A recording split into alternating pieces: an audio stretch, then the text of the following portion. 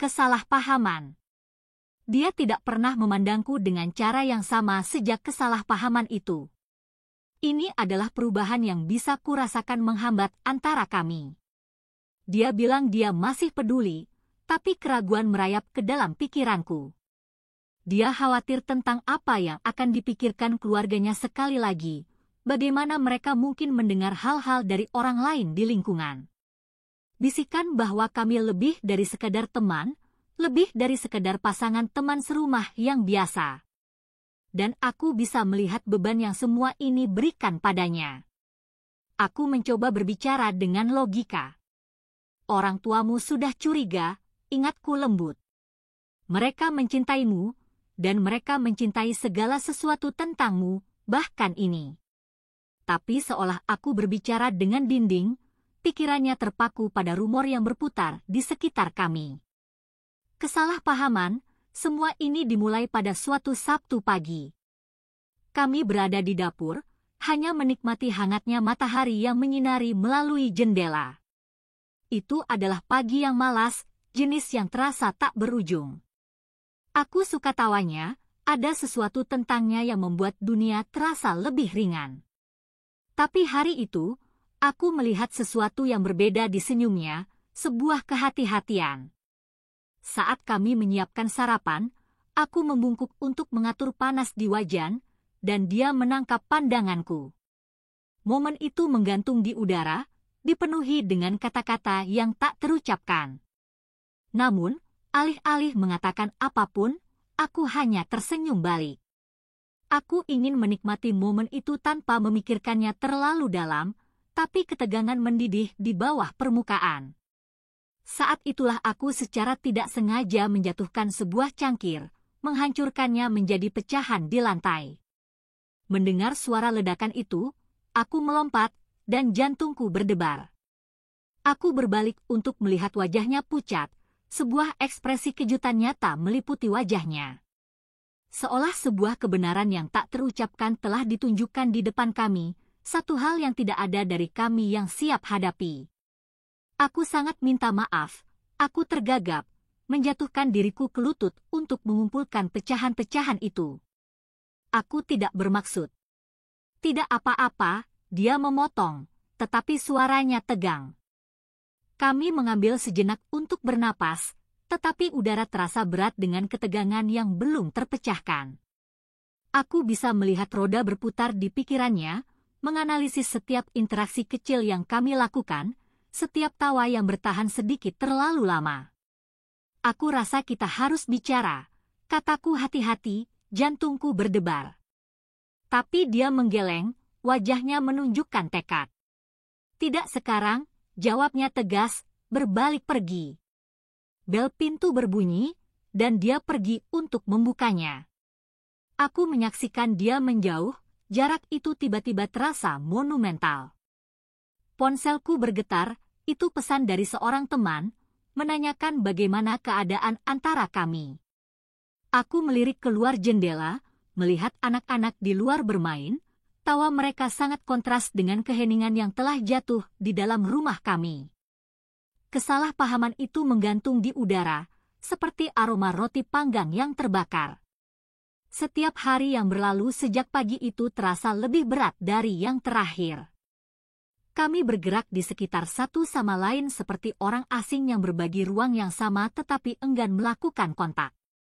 Aku akan bertemu Ella untuk makan malam, dia akhirnya memberitahuku suatu malam, suaranya netral, menghindari tatapanku. Oke, jawabku lembut, hatiku tenggelam. Aku mengenal Ella. Dia adalah teman dari kuliah, seseorang yang aku kagumi karena kepercayaan diri dan kejernihannya. Aku tidak bisa tidak khawatir tentang apa yang mungkin dia katakan pada pasanganku, bagaimana dia akan mencoba menganalisis pembagian yang tidak bisa dijelaskan antara kami. Selamat malam, dia berkata, punggungnya menghadapku saat dia pergi. Selamat malam, aku membalas, berharap dapat terhubung seperti dulu. Malam itu, aku berbaring di tempat tidur, menunggu dia kembali. Rumah terasa lebih tenang dari biasanya, dinding seolah-olah menutup di sekitarku. Aku tertidur sebelum dia kembali, seperti yang sering terjadi, tetapi kali ini, mimpiku menjadi cemas. Aku terbangun kemudian oleh suara isakan yang teredam memecah keheningan. Aku berbalik, dan di sana dia berada di tepi tempat tidur, terbungkus dalam bayangan, cahaya bulan membentuk-bentuk samar di wajahnya. "Ada apa?" bisikku, secara instingtif mengulurkan tangan. Dia terkejut dengan sentuhanku, respons yang lebih dalam dari kata-kata. "Aku tidak tahu jika aku bisa melakukan ini lagi," dia menjawab dalam bisikan yang patah. Kata-kata itu jatuh antara kami seperti hawa dingin yang pahit. "Kau tidak meninggalkanku, kan?" tanyaku, suaraku bergetar. "Aku tidak tahu," dia mengakui, air mata mengalir di pipinya. Semuanya terasa begitu rumit. Aku ingin mengulurkan tangan lagi, menariknya ke pelukanku, tetapi rasa takut akan penolakan lebih lanjut menghentikanku. Terlepas dari cinta dan sejarah yang kami bagikan, rasanya seolah kami berdiri di pantai yang berlawanan, ombak menghantam antara kami, menyeret bentuk kepastian ke laut. "Aku mencintaimu," kataku, hatiku terasa sakit, dipenuhi ketidakpastian. "Aku tahu," dia menjawab, tetapi tidak ada kehangatan di dalamnya, tidak ada jembatan kembali ke apa yang kami miliki. Dengan itu, keheningan jatuh sekali lagi antara kami, jarak yang tak teratasi yang tidak ada dari kami yang tampaknya siap untuk dilalui. Aku berbalik, menghadap dinding, dan berharap keheningan yang berat ini bisa pecah sebelum pagi datang. Cahaya pagi menyelinap melalui tirai, membentuk bayangan lembut di kamar tidur. Aku terjaga, menatap dinding, masih merasakan berat kata-katanya. Setiap menit terasa seperti 1 jam, jarak di antara kami semakin melebar. Aku berbalik untuk melihatnya, terkurung di sisi tempat tidur, selimut terjerat di sekelilingnya seperti kepompong yang tak terputus. Matanya tertutup, tetapi aku bisa merasakan kegaduhan yang masih berputar di baliknya. Aku bangun pelan, bergerak seperti hantu melalui dapur. Aku butuh ruang untuk mengumpulkan pikiranku. Kopi sedang diseduh, baunya memenuhi udara dengan rasa normalitas, tetapi semuanya terasa tidak nyata mengingat kerapuhan situasi kami. Aku tidak bisa menghilangkan perasaan bahwa koneksi kami sedang berada di tepi keruntuhan. Saat aku menuangkan secangkir kopi, aku mendengar langkah kakinya pelan menuju ruang tamu. Aku berbalik dan menawarkan senyuman yang ragu-ragu, tetapi itu direspons dengan tatapan yang menghindar. Dia sibuk melihat keluar jendela, dan aku merasakan dingin dari percakapan kami malam sebelumnya mencengkeram udara di antara kami. "Selamat pagi," kataku, suaraku hampir tidak menembus ketegangan. "Pagi," dia menjawab, suaranya datar. Aku menyeruput kopiku, diam-diam memohon kekuatan untuk menavigasi momen yang berbahaya ini. "Apakah kamu merasa lebih baik?" Diamnya menggantung di antara kami, sebuah dinding yang terbuat dari kata-kata yang tidak terucapkan. "Aku tidak tahu," dia akhirnya mengakui, menggigit bibirnya. Semuanya terasa membingungkan. Aku tidak mengira ini akan sesulit ini. "Aku juga tidak," kataku, melangkah lebih dekat, mencoba menjembatani jurang yang melebar. "Tapi kita bisa berbicara." "Tidak," dia memotong, ketajaman suaranya mengejutkan kami berdua. Dia berbalik menghadapku, kerentanan tergambar di wajahnya. "Aku tidak ingin membicarakan itu. Itu membuat segalanya semakin buruk. Aku hanya ingin segalanya kembali normal. Mungkin kita bisa menemukan jalan kembali," saranku, merasakan percikan harapan menyala. "Kita bisa melewati ini bersama. Aku percaya kita bisa." Ekspresinya melunak sejenak. Aku juga ingin mempercayainya. Tapi, aku tidak bisa berhenti memikirkan apa yang orang lain mungkin katakan. Bagaimana mereka akan menilai kami? Siapa peduli dengan apa yang mereka pikirkan, sanggahku lembut. yang terpenting adalah kami, dan bagaimana perasaan kami satu sama lain. Dia melirik, tatapannya beralih ke cakrawala yang terlihat melalui jendela. Aku tahu, tapi itu tidaklah mudah. Aku tidak ingin siapapun melihatku sebagai seorang lesbian. Aku menyelesaikan kata-katanya, merasakan percikan frustrasi bercampur simpati. Itu hanya label. Kami lebih dari itu. Mungkin, dia bergumam, suaranya memudar. Ketidaknyamanan itu kembali, meresap kembali ke dalam percakapan kami. Aku bisa merasakan pergeseran, dinding-dinding meluncur kembali ke tempatnya. Rasanya menyakitkan melihatnya membangun pertahanan itu sekali lagi. Bagaimana jika kita mencoba sesuatu yang berbeda? Saranku, berusaha mengalihkan fokus kami. Kita bisa pergi sedikit perjalanan, hanya kita berdua. Lari dari sini, jauh dari suara dan penilaian. Cukup fokus pada kita selama akhir pekan. Bromnya berkerut, ragu-ragu saat mempertimbangkan ide itu. Perjalanan. Ya, aku mendorong.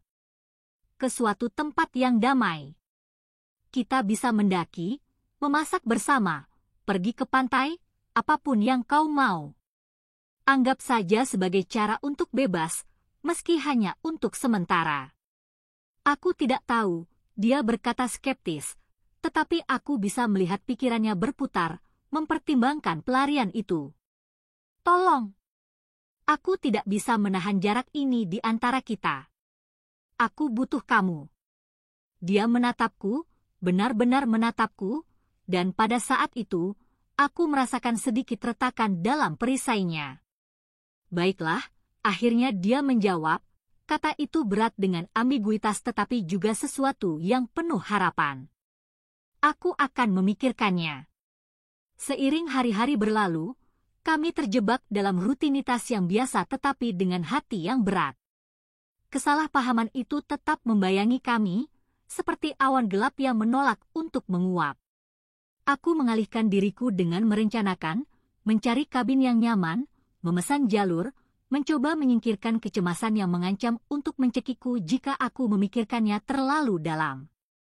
Kemudian, saat aku mulai merasa putus asa, dia masuk ke ruangan suatu malam, cahaya determinasi berkilau di matanya. Aku telah memikirkan tentang perjalanan itu, katanya, suaranya mantap. Mari kita lakukan. Aku tidak tahu bagaimana menanggapi pada awalnya, kehangatan menyebar di diriku seperti sinar matahari yang menembus hari yang suram. Serius? Ya, dia mengangguk. Aku rasa kita membutuhkannya. Jauh dari semua kebisingan. Oh, terima kasih Tuhan, hampir aku tertawa, sebuah campuran rasa lega dan sukacita membanjiri diriku. Aku akan mempersiapkan segala sesuatunya.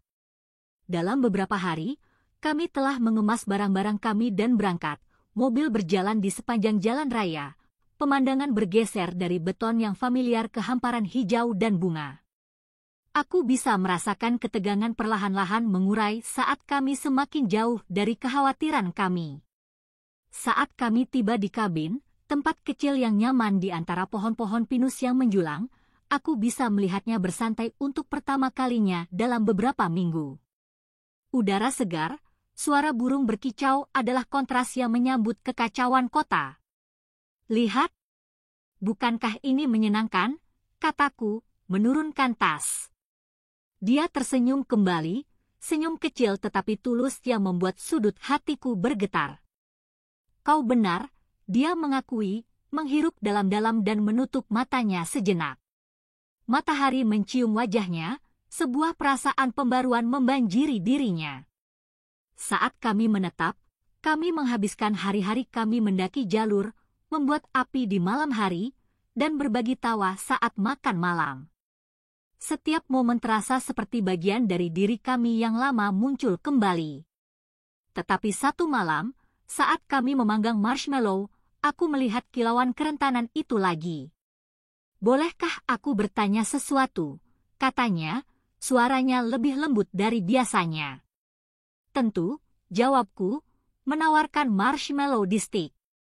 Apakah kau pernah khawatir tentang apa yang terjadi sebelumnya? Bagaimana itu merubah segalanya? Aku mengambil napas, merasakan berat pertanyaannya. Aku melakukannya. Tetapi lebih dari itu, aku khawatir tentang jarak yang diciptakannya. Aku tidak ingin kehilanganmu. Api yang berderak menerangi ekspresinya, campuran pertimbangan dan ketakutan. Aku juga tidak ingin kehilanganmu. Aku hanya ingin semuanya baik-baik saja untuk menjadi kita.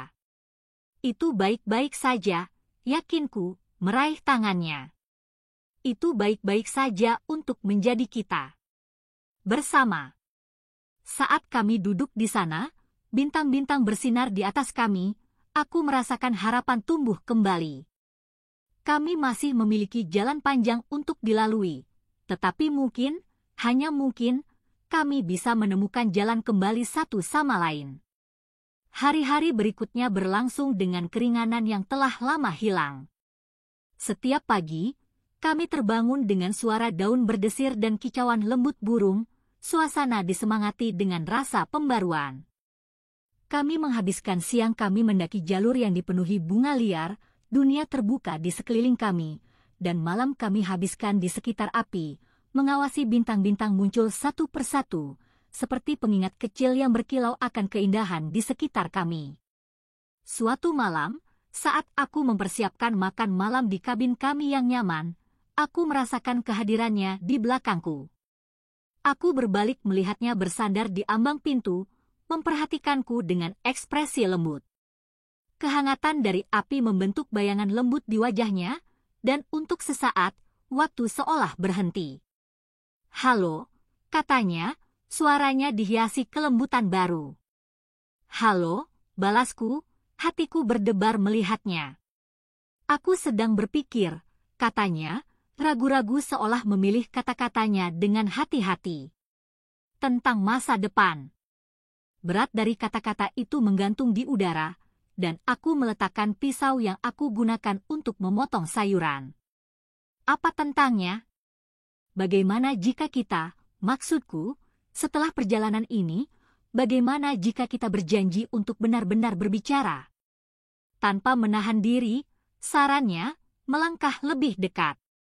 Di matanya, aku melihat kilau determinasi menembus kabut ketidakpastian.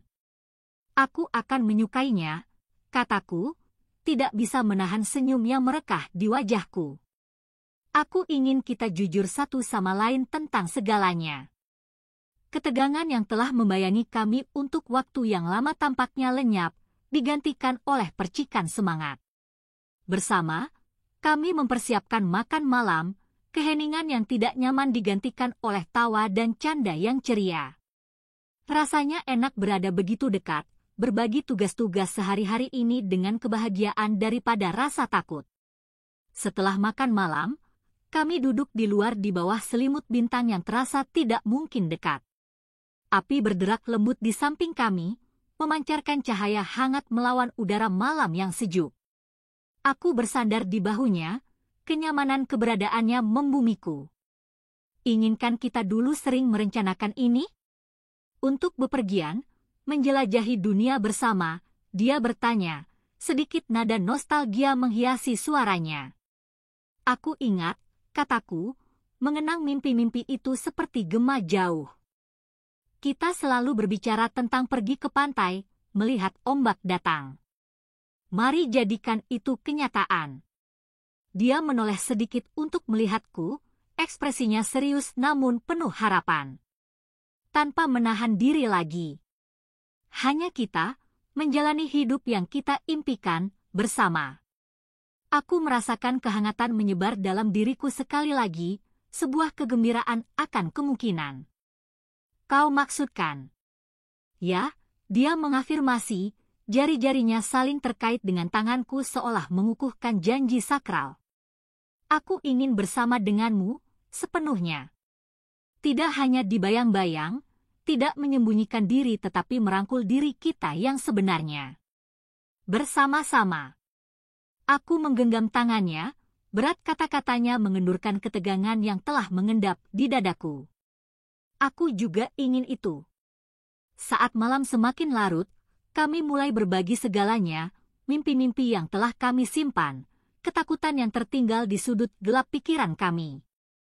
Aku menceritakan ketidakpastian diriku sendiri, ketakutan akan penilaian dan harapan masyarakat yang telah menghantuiku. Dia membalas dengan cerita dan kekhawatirannya sendiri, dan dengan setiap kata yang ditukar, aku merasa semakin terhubung, semakin dipahami daripada sebelumnya.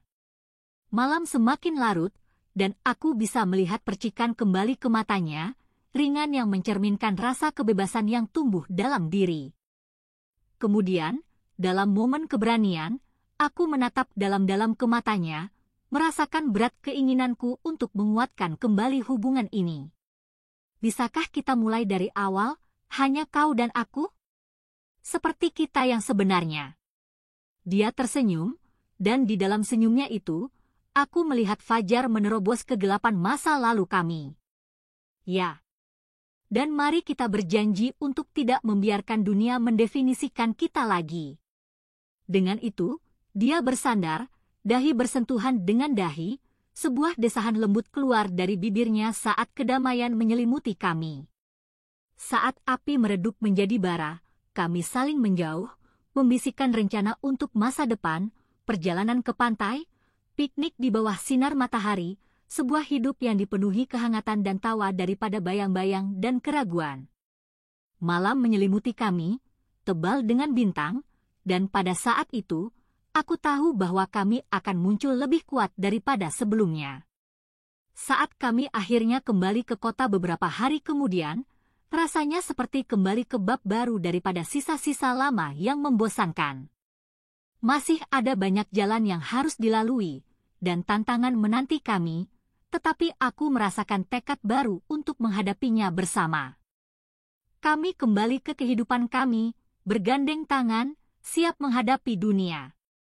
Dan meskipun jalan di depan mungkin bergelombang, itu tidak terasa menakutkan. Kita akan menghadapi satu langkah pada satu waktu, bisikku, menggenggam tangannya. Bersama, dia mengafirmasi dengan senyum. Saat kota ramai di sekitar kami, aku tahu kami tidak lagi didefinisikan oleh kesalahpahaman masa lalu, tetapi oleh cinta yang kami pilih untuk dipelihara. Membebaskan diri dari batasan ketakutan, kami akan membangun hidup yang berakar pada kejujuran, hasrat, dan ketahanan. Dan saat kami melangkah ke masa depan baru kami, aku tidak bisa tidak berpikir bahwa mungkin cinta, setelah semua itu, adalah tentang transformasi, bukan hanya diri sendiri, tetapi juga koneksi.